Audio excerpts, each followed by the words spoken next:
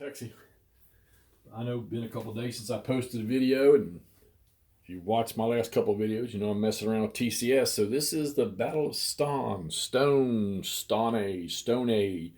in May of 40, I guess after the Sedan River crossing, somewhere in that area or just beyond it. But so it's my understanding that Großdeutschland took the town.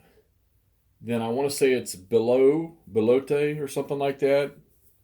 Some third armored or whatever. So whatever, they came in and I guess they drove them out of it and then they had to take it again.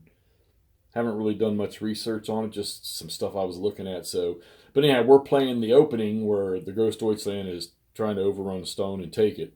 And I don't see how they can't. The French don't have a ton. None of these guys are in improved positions or dug in for anything, and not sure they can if I remember these scenario rules right. But this is 16 turns, and I'd started this a long time ago, and then I got away from it. Now I'm coming back to it because I think I'm going to try to stay in some of these TCS games, and I believe this is number 5 in the series. So this is before the game's changed over in the latest rules. You can play these games with the more current rules, but you got to make a couple adjustments, mostly in artillery. And then starting from, I think it's game 6 on, everything sort of falls right in place with the new rules. So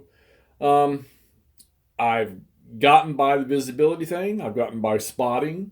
I don't seem to have any issues with that. I mean, when I did my elevation thing, like I said, I'm used to reading contour maps when I was in the military. And it's easy enough for me to look at this and say, where's high ground, where's low ground? And the shape of the contour. I don't really have too many problems with it. Of course, when there's woods in the way, you're not going to see through the stuff anyhow. So, and there's quite a bit of woods in this game, just not necessarily around the town of Stonne. So, but you've got like, it's like 4 columns, almost 5 columns of German units headed towards this objective, okay? And you've got Großdeutschland spread through the woods here, coming down 3 avenues of approach, okay, which Germans were notoriously good for doing that stuff. And then you got armor units to start over here to the east. We're coming in, and as you can see over here, the armored units over here have done. I mean, they're kind of rolling through all this stuff over here. They've already knocked out 5 French FCM 36s, I think. Yeah, already knocked out 5 over here. I tell you what's devastating in this game, it can be, is AT rolls. So my recent lesson learned is tanks rolling up on infantry while you think you would just crush them and roll right over them. AT rolls are devastating. And I know that this German stack right here, he was a stack of 5. He's taken 3 just from AT rolls. But here's the funny part. So for a full infantry platoon has 5 steps, all right? If a stack of tanks, 5 tanks rolls up, all right, on a fresh infantry, an unstep lost infantry unit, that infantry unit, for every step they have, they can AT roll up to the number of targets in the enemy hex. So if there's 4 tanks here and there's an infantry unit with 5 steps, that infantry unit can shoot 4 AT rolls at the 4 tanks. All right, 1 for each tank. And granted, the die roll number is usually a 9 or 10 or something like that. You got to be higher than that on 2d6. It can still be potent.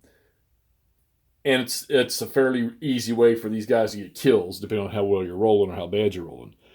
But this stack right here, funny thing is there's a rule that if you roll a natural 3 on an AT roll, the firing unit loses a step. This poor infantry unit right here lost 2 steps just by doing that. And then, of course, they lost 1 by fire from the tanks over here. So he rolled a 3 on 2 different AT roll attacks, and they lost a step in there. All right.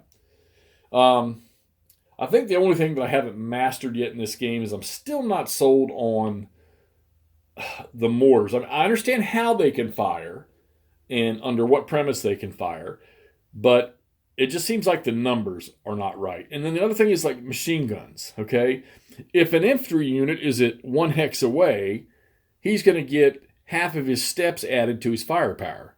If he's in the same hex, he's going to get all of his steps. So, I mean, if you got a full strength infantry unit and he's in the same hex with the enemy, he's going to get his fire strength +5. But I don't see that for machine guns because they're part of weapons teams, special units or whatever, and they're not listed as being part of infantry. But you would think that a machine gun unit would get major pluses just like the infantry unit does. Maybe I'm missing this. Maybe I'm not qualifying those special weapons or those machine guns. Maybe they're supposed to be qualified as infantry. I don't know. From what I read in the rules, it doesn't say that. So if that can be cleared up, that would be nice because I think machine gun units get cheated.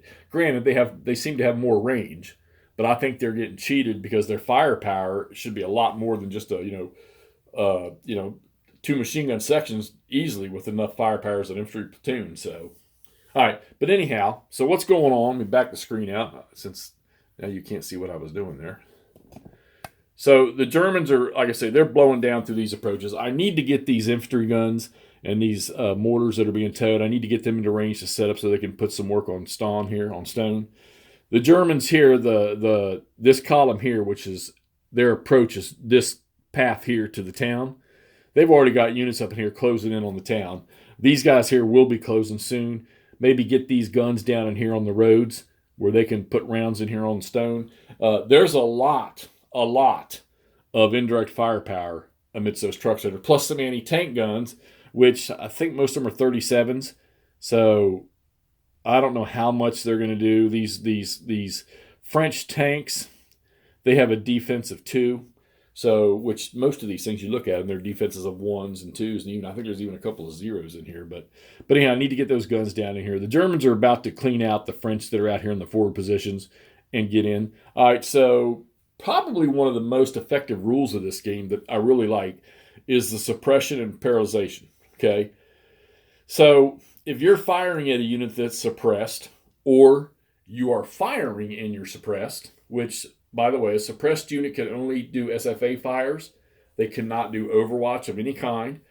Paralyzed units can literally almost do nothing. There's some fires they can do, but I think it's during close assault and stuff like that. So they can't spot for anything.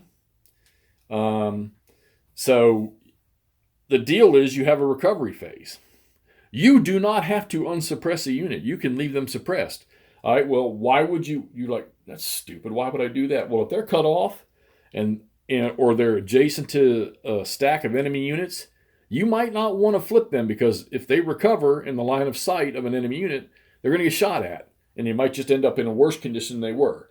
Plus, they get the benefit when they're suppressed of the -2 to die rolls when somebody shoots at them. But like I say, when they shoot too, they also suffer that -2. So I mean, it's like these guys over here. I didn't even attempt to recover all of these guys up here. This suppressed unit over here, I just let him fire and stay put, maybe because it'll slow the Germans down. Same thing over here. No, didn't even try to move him. This guy here was suppressed, but he was out of the line of sight of everybody, so I just went ahead and recovered his. So now I'm trying to get the French back on their primary defensive objective. The Germans will get air on the next turn, which is the 0-500 turn. And then the French will get some armored units or armored cars or whatever. They're going to come in down here at the 0-600 turn. The game is 16 turns long. But these guys that will come in down here, their primary objective. Now, okay, understand, I'm still not using command yet. I'm using a few features of command, such as failure instructions, but I need to master the system, which I think other than a couple little things I need to work out, I've got the system. It's flowing a lot smoother when I play. Most of your brain work is done when you're computing firepower and stuff, knowing what modifiers affect artillery and what don't affect artillery, which ones you don't use for area or you do use, or when it's point fire, stuff like that.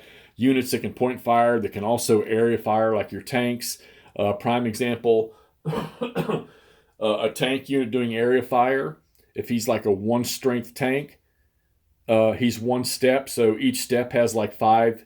You add 5 to their area fire. There's an example about Tiger tanks. If you have a 3 strength Tiger tank unit or a 3-step Tiger tank unit firing, he's going to get, the steps are going to, or I'm sorry, 3.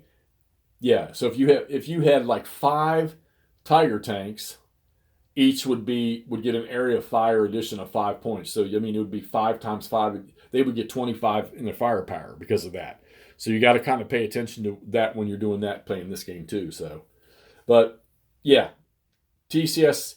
I'm starting to, I've kind of made the comment to Wardrobe that even though, like I said, I'm just still fresh with this, I did a little bit of the Goose Green stuff, that this, of the tactical systems I played, this one's catching me a lot more than the other tactical systems, which, like the Squad Leader Starter Kit and a few of the other games I have too. I still got to give Lock and Load Tactical some more work through, but I think for depth and detail and, the historical games, maps, you can play the full campaigns of these things or the full battles of these things, or they break it off into subset scenarios and stuff, which is what I'm going to do with this one here.